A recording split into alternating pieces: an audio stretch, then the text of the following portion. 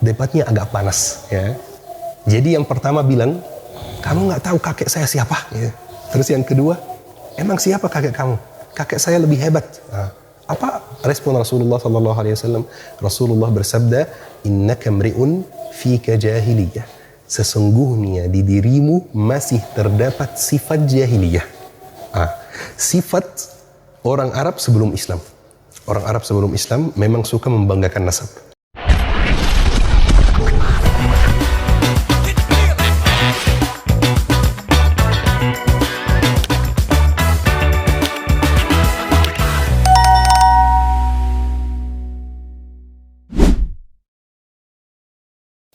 Assalamualaikum warahmatullahi wabarakatuh, sahabat yang dirahmati Allah. Ketemu kembali dengan channel ini, semoga para sahabat dalam kondisi sehat walafiat ya, dan tentunya masih dalam lindungan Yang Maha Kuasa.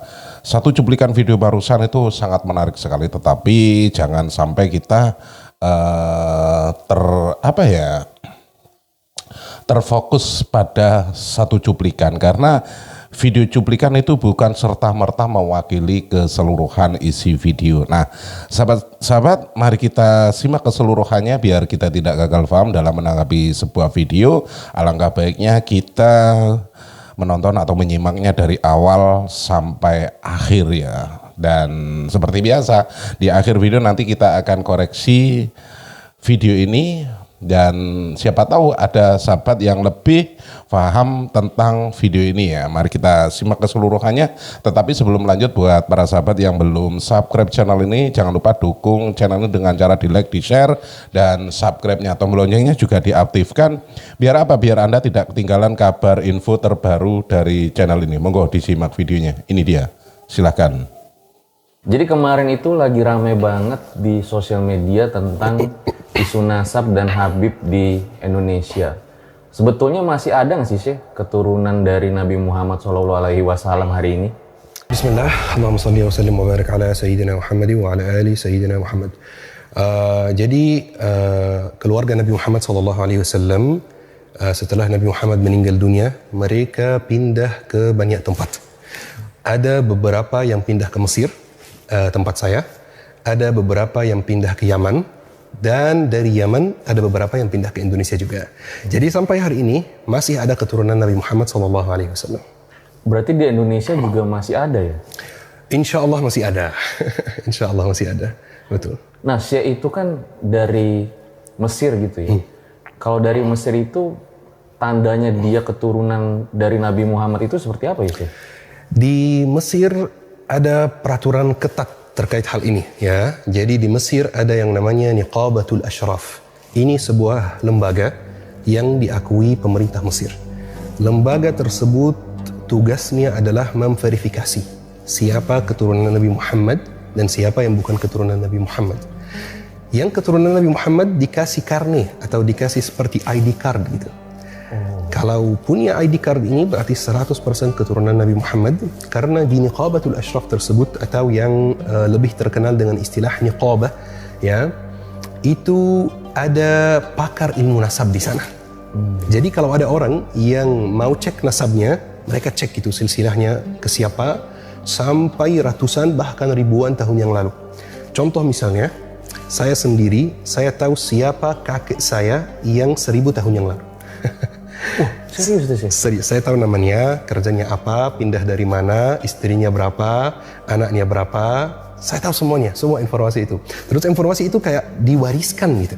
Jadi ayah saya ceritakan itu kepada saya. Nanti saya ceritakan kepada anak saya dan seterusnya, seperti itu.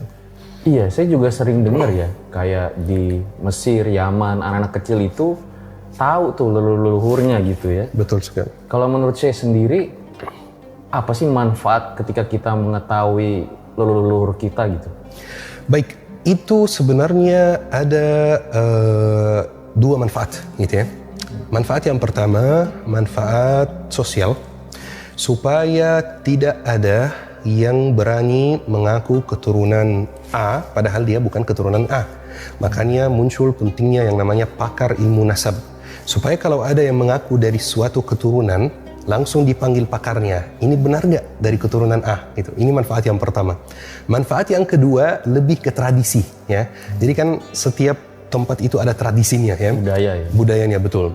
Di negara Arab secara umum, khususnya di Yaman dan Arab Saudi, itu terkenal sekali budaya nasab itu. Jadi itu lebih ke tradisi seperti itu. Dan sampai hari ini di setiap suku di Mesir, Arab Saudi, Yaman itu ada pakar ilmu nasabnya. Terus kalau ada perselisihan tentang nasab, langsung dipanggil dan ditanya.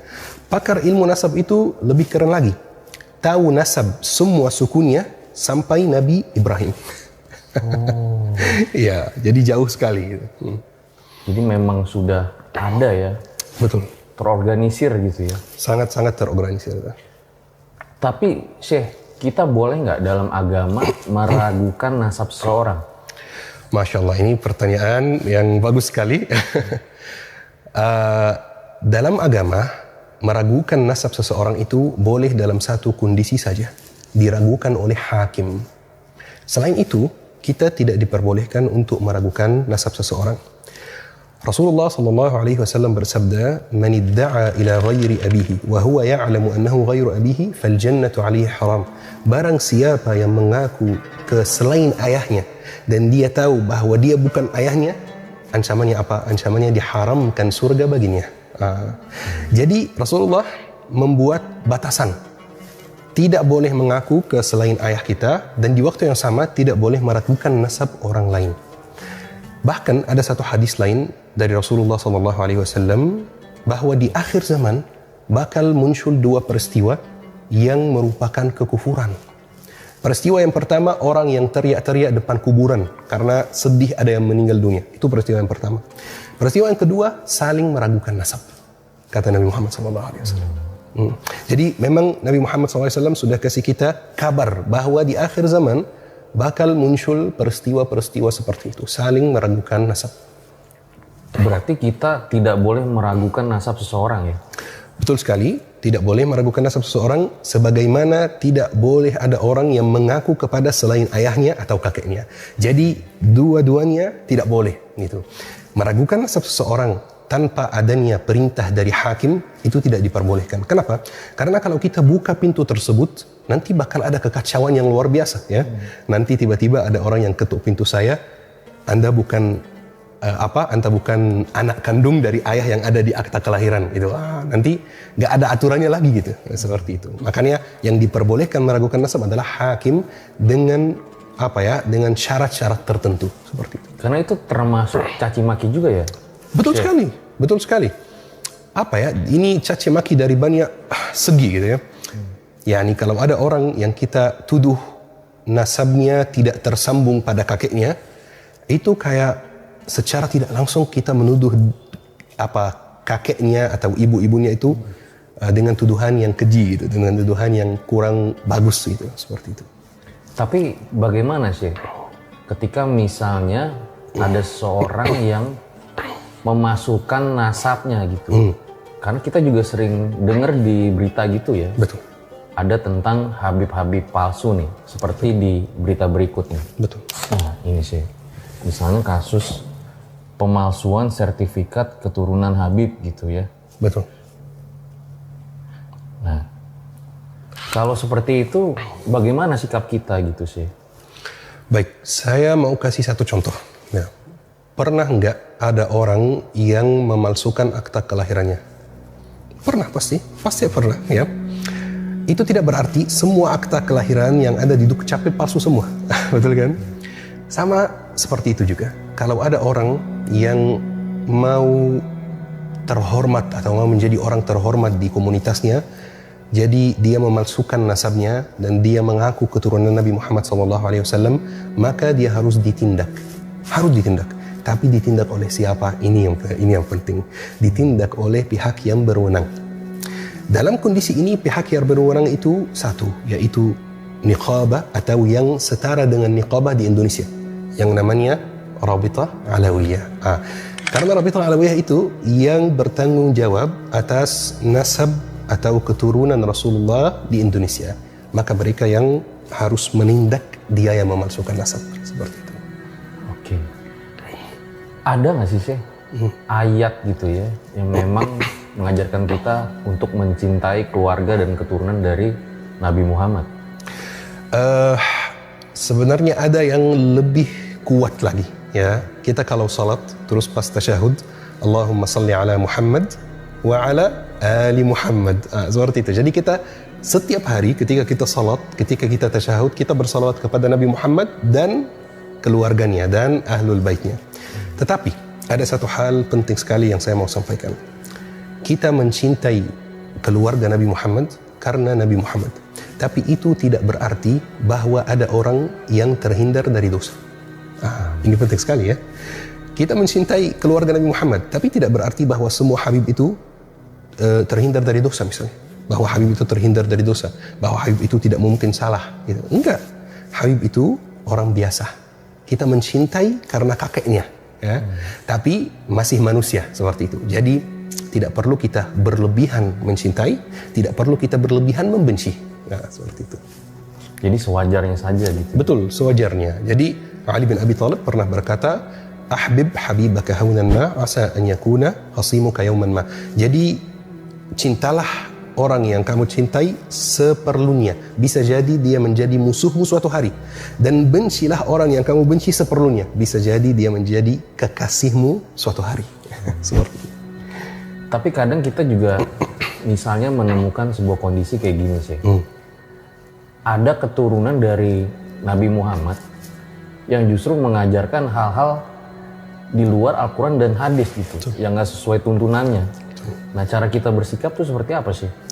Kita harus balas dan kita harus menjelaskan kekurangannya di mana. Tapi tanpa meragukan nasabnya. Karena ini beda hal, beda cerita gitu ya. Kalau ada misalnya Habib yang akhlaknya kurang baik, yang perilakunya kurang baik, yang ilmunya kurang baik, maka kita berhak meragukan akhlaknya, berhak meragukan ilmunya, berhak meragukan nasab atau sanad-sanad ilmu yang dia punya. Tapi ngapain meragukan nasab?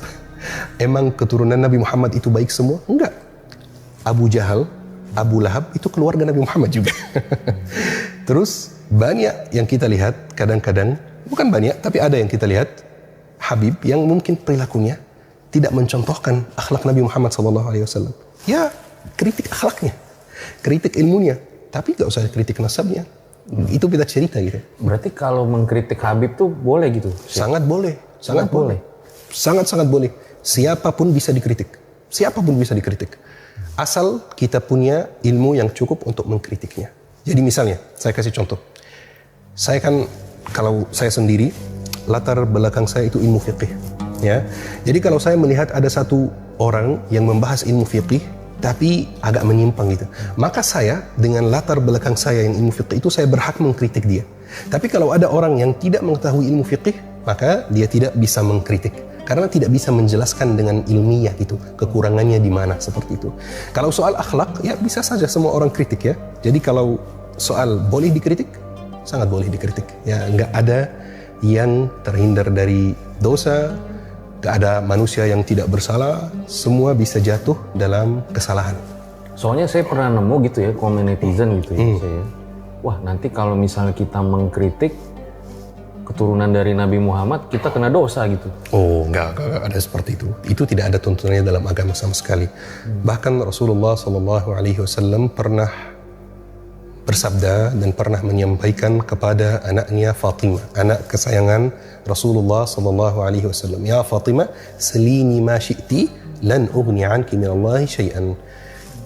Minta apapun yang kamu mau dari saya di dunia, tapi di akhirat saya tidak bisa menyelamatkan kamu. Masya Allah. Itu ke anaknya langsung, Mbak, bukan ke cucu jauhnya misalnya. Ya. Jadi itu tidak ada hubungannya dengan dosa atau tidak, enggak. Itu orang biasa, sama-sama manusia, tapi kakeknya merupakan Rasulullah SAW. Kalau dia salah, dikritik, tidak ada masalah.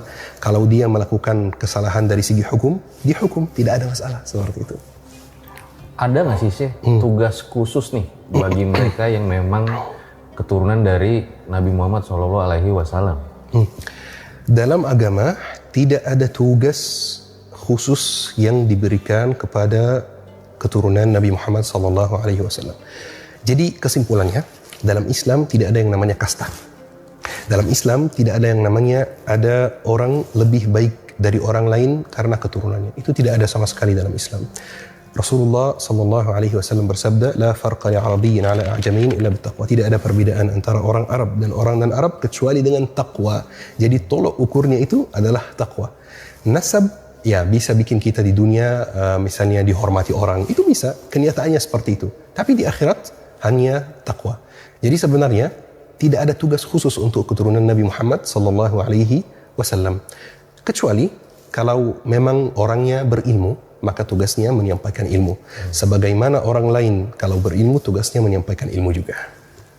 Ini mungkin agak sedikit banyak yang bertanya gitu sih ya. Sebetulnya apa sih bedanya Habib, Ustadz, Syekh, Said dan sebagainya gitu, Syekh? Masya Allah. Tapi itu semuanya gelar di beberapa negara yang berbeda. Jadi beda negara, beda gelar. Kalau gelar Ustaz, artinya di Indonesia beda dengan artinya di negara Arab. Di Indonesia Ustaz itu artinya guru ngaji atau guru ilmu agama ya. Di negara Arab Ustaz itu artinya guru secara umum. Jadi bisa guru matematika dipanggil Ustaz juga di negara Arab. Guru bahasa Inggris dipanggil Ustaz juga. Taib. Kalau guru ngaji di negara Arab itu dipanggil Syekh. Jadi sebenarnya Syekh di negara Arab sama dengan Ustaz di Indonesia. Dua-duanya sama. Kalau Habib itu ada beberapa teori gitu ya. Kalau Habib, teori yang pertama, Habib itu dari keturunan Nabi Muhammad dari garis Al-Husain. Nabi Muhammad kan ada cucu Al-Hasan dan Al-Husain ya. Al-Hasan lebih tua. Jadi Habib dari garis Al-Husain, Sayyid dari garis Al-Hasan. Seperti itu. Itu teori pertama ya. Teori kedua, Sayyid itu keturunan Nabi Muhammad yang tidak mengajarkan ilmu agama. Misalnya dia arsitek, dia dokter, dia apa? Praktisi, betul ya. Terus Habib, keturunan Nabi Muhammad yang mengajarkan ilmu agama. Dan masih ada banyak gelar lagi sebenarnya. Ada gelar mufti, ada gelar di Afghanistan, di Pakistan ada gelar mullah misalnya. Ada banyak gelar lain yang juga artinya adalah ustaz, guru ilmu agama dan sebagainya. Yes. Saya pernah dengar katanya, koreksi kalau salah ya, di Arab itu orang tua saja bisa dipanggil syekh juga. Betul sekali, betul sekali. Jadi syekh itu tergantung konteksnya. Ya, kalau konteks kajian, konteks belajar mengajar, terus ada seseorang yang dipanggil syekh, maka pasti dia guru ilmu agama. Tapi kalau konteksnya bukan belajar mengajar, biasanya yang dipanggil syekh itu adalah orang yang udah ada ubannya. Seperti itu. Berarti saya bisa dipanggil syekh kalau tidak ada betul. uban ini. Bahkan yang lebih lucu lagi, di Mesir, di samping rumah saya ada gereja. Di gereja tersebut ada seorang pendeta. Dia juga dipanggil syekh karena ada ubannya. Bas, betul, tergantung konteksnya di sana. Bas. Luar biasa ya, itu indahnya bahasa ya. Satu tempat sama tempat yang lain bisa beda makna. Betul. Sebenarnya boleh nggak kita membanggakan gitu ya? Ini dalam secara luas gitu ya, sih. Kakek saya si Fulan nih gitu. Kakek saya si Fulan ini gitu. Boleh nggak sih kita membanggakan hal tersebut gitu? Wah, itu sempat terjadi di zaman Rasulullah SAW. Kemudian Rasulullah kasih respon yang luar biasa. Saya berharap semua pemirsa dengar respon Rasulullah SAW. Jadi suatu hari Rasulullah SAW masuk masjid, kemudian melihat ada dua sahabat yang saling berdebat. Debatnya agak panas, ya. Jadi yang pertama bilang, kamu nggak tahu kakek saya siapa? Ya. Terus yang kedua, emang siapa kakek kamu? Kakek saya lebih hebat. Apa respon Rasulullah SAW? Rasulullah bersabda, innaka mri'un fika jahiliyah. Sesungguhnya di dirimu masih terdapat sifat jahiliyah. Sifat orang Arab sebelum Islam. Orang Arab sebelum Islam memang suka membanggakan nasab.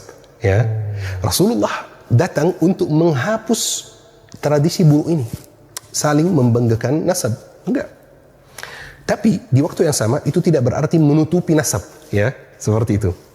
Jadi ya kalau ada yang keturunan Nabi Muhammad, sudah selesai keturunan Nabi Muhammad. Ada yang keturunan orang lain, selesai keturunan orang lain, tanpa menutupi nasab dan tanpa membanggakannya juga, seperti itu. Jadi dalam Islam tidak boleh sama sekali membanggakan nasab karena tidak ada nilainya di akhirat.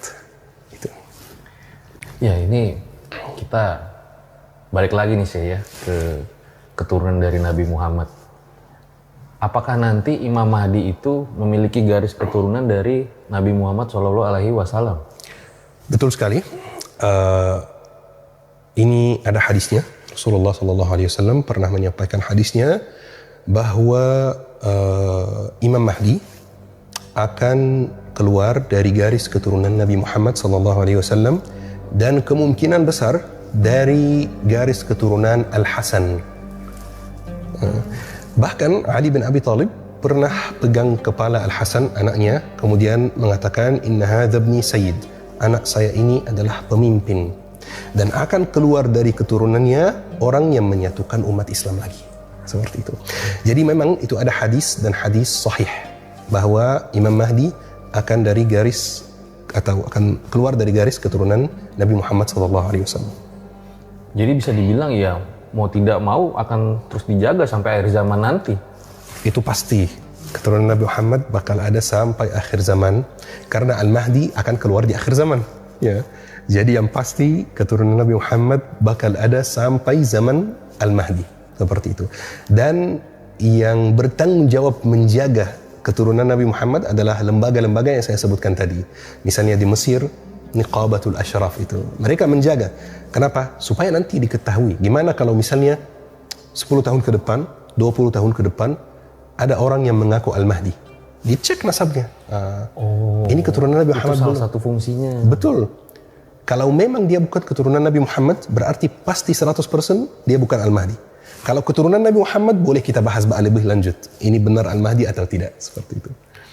Nah kemarin itu juga ramai di media sosial sih, yang mengatakan bahwa ada yang mengatakan kalau proses pencatatan nasab itu gak masuk kategori ilmiah. Kalau menurut saya sendiri seperti apa? Menurut saya sendiri, saya mau tanya balik kepada yang bilang seperti itu. Apa definisi ilmiah? Itu penting sekali. Karena definisi ilmiah itu berubah dari zaman ke zaman. Oh gitu ya? Iya, definisi ilmiah itu di zaman modern kita ini adalah segala hal yang bisa diuji di laboratorium. Segala hal yang bisa dipegang dengan tangan, baru disebut ilmiah. Tapi sebenarnya ilmiah itu lebih luas dari itu. Ada metodologi penelitiannya gitu? Betul sekali. Padahal itu belum tentu. Ini baru definisi modern yang dibuat Barat. Ya. Tapi apakah sebelum ilmu berkembang seperti sekarang, tidak semua ilmu yang sebelumnya tidak layak disebut ilmiah? Enggak, layak saja disebut ilmiah. Apalagi kalau ilmu tentang pencatatan nasab seperti itu. Itu yang enggak butuh lab, bukan fisika, bukan kimia, bukan biologi, seperti itu. Dan itu ada ahlinya yang diakui oleh negara di sana bahkan. Jadi di sana itu tidak bisa ada sembarangan orang yang bilang saya pakar ilmu nasab. Enggak boleh. Tidak diakui seperti itu. Pakar ilmu nasab itu diakui oleh negara, bahkan kadang-kadang dikasih tes, bahkan kadang-kadang pekerjaan ini diwariskan ke anak, gitu, dari anak ke anak. Jadi mereka itu pegang manuskrip gitu, pegang apa ya? Ini di Mesir ya sih? Di Mesir, betul, di Mesir, di Arab Saudi, di Yaman juga sama seperti itu. Mereka tahu catatan nasab dari zaman dahulu, bahkan sebelum Nabi Muhammad SAW. Kalau saya sendiri tahu nggak sih gimana sih proses pencatatan nasab yang di Mesir itu? Ada di Mesir satu lembaga yang dibuat oleh pemerintah khusus pencatatan nasab. Namanya Darul Wathaiq Al-Masriyah. Artinya apa ya? Darul Wathaiq itu artinya rumah catatan nasab Mesir, gitu ya. Di rumah tersebut ada semua manuskrip, ada semua catatan nasab yang dari zaman dahulu sampai hari ini. Hari ini kalau ada orang Mesir yang mau tahu nasabnya, misalnya dia nggak tahu kakek ke-10-nya itu namanya siapa, dia tinggal pergi ke Darul Wathaiq Al-Masriyah, menyerahkan namanya, nama saya siapa, nama kakek saya siapa, kemudian akan dilakukan proses pencarian dan akan dikasih tahu kakekmu yang ke-10 namanya begini, punya berapa anak, punya berapa istri, seperti itu. Dan akan dikasih catatan nasabnya yang asli. Jadi catatan nasab yang memang sudah ditulis kakek-kakeknya. Saya sendiri di rumah di Mesir punya catatan nasab keluarga saya. Bahkan yang lebih menarik lagi, Dulu bahasa Arab itu tidak pakai harakat, ya. Itu dulu sebelum Nabi Muhammad bahasa Arab tidak pakai harakat, tidak pakai niqat, tidak ada titik itu ya. Catatan nasab yang saya punya di rumah itu belum pakai harakat, belum pakai titik. Setua itu catatannya seperti itu. Dan ada satu lembar catatan yang hilang dari saya. Saya tanya keluarga di rumah, ada enggak? Gitu. Katanya enggak ada. Jadi saya telepon teman saya yang bekerja di Darul Wathaiq itu. Dia cari-cari kemudian dia fotoin. Jadi memang semuanya sudah tercatat dengan sangat jelas dan sangat detail gitu. Saya masih tertarik tentang yang ilmiah tadi sih ya. Bahwa agama Islam kan memang agama yang justru paling ilmiah gitu ya. Betul. Bahkan dulu pernah ada zaman kemasan Islam gitu. Ilmu pengetahuan, filsuf itu benar-benar maju gitu ya, ilmu ekonomi gitu ya. Nah, ilmiah yang dimaksud itu seperti apa sih gitu sih? Baik, dalam istilah ilmu syar'i khususnya dan ilmu-ilmu keturunannya, istilah ilmiah itu adalah pencatatan ilmu dengan baik yang ada sanad ilmunya. Ya, seperti itu. Jadi, misalnya, saya kalau dapat ijazah sanad di satu buku ilmu syar'i, saya bisa sebutkan yang mengajarkan buku ini kepada saya siapa, gurunya siapa, gurunya lagi siapa, gurunya lagi siapa, sampai pengarangnya yang mungkin hidup 1000 tahun yang lalu. Jadi pencatatan setiap hal dengan sumber dan sanad yang jelas. Seperti hadis, seperti ilmu hadis misalnya. Ilmu hadis itu misalnya ada hadis tabassumuka fi wajhi akhika sadaqah, senyum di hadapan saudaramu itu sedekah. Bagaimana kita bisa tahu kalau benar-benar ini perkataan Rasulullah? Bagaimana caranya? Bagaimana cara mengeceknya? Itu ada ilmunya. Ada ilmu yang membahas setiap orang yang menyampaikan hadis ini, dia siapa, ayahnya siapa, tinggal di mana, orangnya jujur atau tidak, kerja apa, terus kekurangannya apa, kelebihannya apa, setiap orang. Kan Rasulullah menyampaikannya kepada orang pertama, yaitu sahabat. Terus sahabat menyampaikannya ke tabi'in. Terus tabi'in menyampaikannya ke tabi'it tabi'in, generasi berikutnya. Kemudian tabi'it tabi'in menyampaikan ke generasi berikutnya. Sampai hadisnya di zaman kita ini. Dalam silsilah ini, setiap orang yang menyampaikan hadis ini, kita tahu asal usulnya. Bukan hanya dia siapa, kekurangannya apa, kelebihannya apa, tinggal di mana, bapaknya siapa, ibunya siapa. Dan jika ada silsilah yang kurang jelas, hadis ini disebut hadis dhaif. Jadi kita kan dengar hadis dhaif, hadis sahih. Hadis apa yang bisa bikin suatu hadis jadi dhaif? Ya itu, silsilahnya kurang jelas. Itu yang dimaksud dengan ilmiah dalam istilah ilmu syar'i. Semua hal dicatat dengan baik dan sumbernya jelas dan sanadnya jelas. Baik, jadi memang ada perbedaan definisi ilmiah di sini. Betul, betul. Tapi Syekh, kalau zaman dulu itu kan bisa dibilang orang Barat meniru umat Islam saat itu. Betul. Dengan kemajuan ekonomi, ilmu pengetahuan gitu ya. Betul. Sebenarnya apa yang terjadi pada hari ini sih kalau menurut saya tentang umat Islam? Dulu di zaman Andalusia, di Spanyol dan Portugis dan sekitarnya, itu ilmu pengetahuannya luar biasa, benar-benar luar biasa. Bahkan model pertama kamera itu atau konsep dasar kamera itu yang buat adalah ilmuwan Muslim, namanya Ibnul Haytham. Kamera tuh umat Muslim yang pertama? Kamera, tapi konsep dasarnya belum yang baterinya belum, ya konsep dasar kamera itu.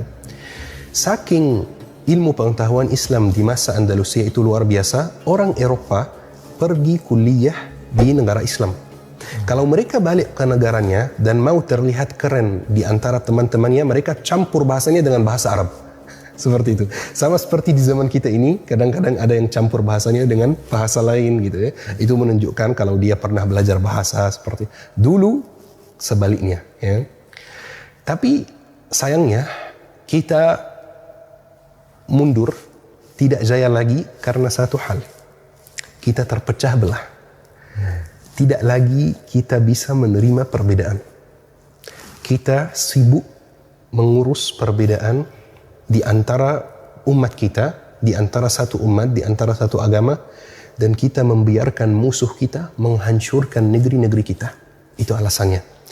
Jadi sibuk mengurus perbedaan, perpecahan, sampai kita ternyata mundur sekali. Dan Barat sekarang yang maju. Tapi itu tidak akan lama. Karena dunia ini ada sunnatullah. Seperti manusia. Lahir tidak bisa apa-apa, masih bayi. Kemudian pada puncaknya pas pemuda kuat, tahu semua. Kemudian pas umur 60-an, 70-an, itu lemah lagi. Umat Islam sekarang lagi masa lemah. Tapi insya Allah akan mulai jaya lagi. Insya Allah. Akan ada masanya ya. Betul. Saya juga ingin bertanya nih, mumpung ada Syekh di sini ya. Saya suka mendapati gitu ya. Ketika misalnya kita ingin bekerja, berbisnis gitu ya. Terus juga ingin belajar gitu. Ini dalam konteks ilmu pengetahuan ya. Betul. Ada kadang teman-teman yang bilang, ngapain sih segitunya gitu. Dunia itu nggak lama gitu. Ya. Udah, lebih baik ngurusin akhirat aja. Tanggapan saya itu seperti apa? Seandainya ilmuwan muslim zaman dahulu bilang seperti itu, maka Islam tidak mungkin jaya. Ya. Enggak, itu sebenarnya Islam memerintahkan kita untuk mengurus dunia sebagaimana harus mengurus akhirat. Bahkan Rasulullah SAW bersabda, dan ini hadis yang tidak hadis sahih, tapi kita bisa ambil hikmahnya, ambil maknanya saja. Ad-dunya mazra'atul akhirah. Dunia itu adalah persiapan untuk akhirat. Jadi kita memang diperintahkan untuk mencari dunia, tapi bukan mencari dunia demi dunia, mencari dunia demi akhirat. Kita diperintahkan untuk menuntut ilmu. Tapi bukan karena hanya menuntut ilmu saja, tidak ada alasan lain. Enggak, menuntut ilmu karena akhirat. Jadi betul sebenarnya kita harus fokus akhirat. Tapi fokus akhirat melalui dunia. Nah, seperti itu. Kita menghasilkan uang. Kita mau jadi kaya. Kita mau punya bisnis yang besar. Itu bagus sekali. Tapi demi akhirat. Seperti itu. Kalau seandainya sahabat hanya mengurus akhirat saja dan tidak memperhatikan dunia, tidak mungkin sahabat menjelajahi dunia.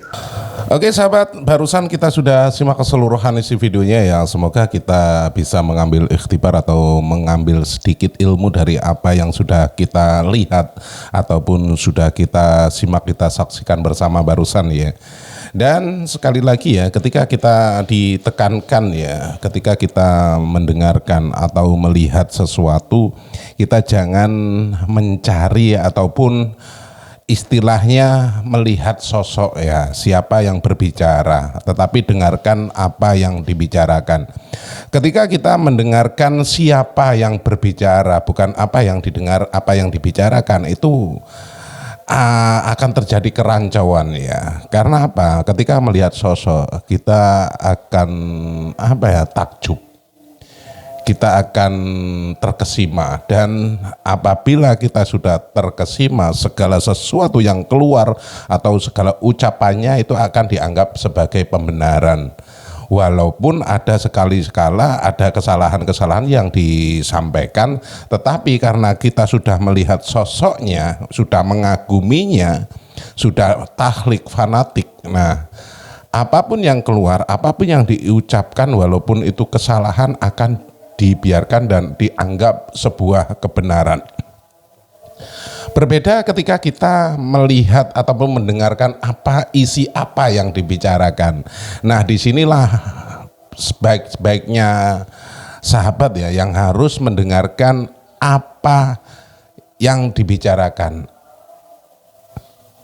Ketika kita mendengarkan sesuatu dari orang yang mungkin kurang kita anggap ya, maka apapun yang keluar itu akan dipersalahkan. Tetapi ketika kita mempunyai pemikiran mendengarkan apa yang dibicarakan, tentu saja lain ceritanya, dan kita akan mendapatkan sesuatu yang mungkin selama ini kita cari-cari. Bukan pembenaran, tetapi memang itu sebuah kebenaran. Nah, sahabat, menurut Anda semuanya tentang videonya itu bagaimana? Mari kita diskusikan di kolom komentar, tetapi dengan catatan harus menggunakan akal pikiran yang dingin. Hilangkan dulu ego kita, biar kita menanggapi videonya itu santai, berdiskusi secara santai, dan tentunya dengan dada ataupun pikiran yang tidak konslet. Terima kasih dulu. Mungkin ada sesuatu yang kurang ataupun ada kesalahan disengaja ataupun tidak. Saya mereaksi video ini, izinkan sekali lagi saya mohon maaf yang tak terhingga. Akhirul kata wabillahi taufiq wal hidayah. Wassalamualaikum warahmatullahi wabarakatuh.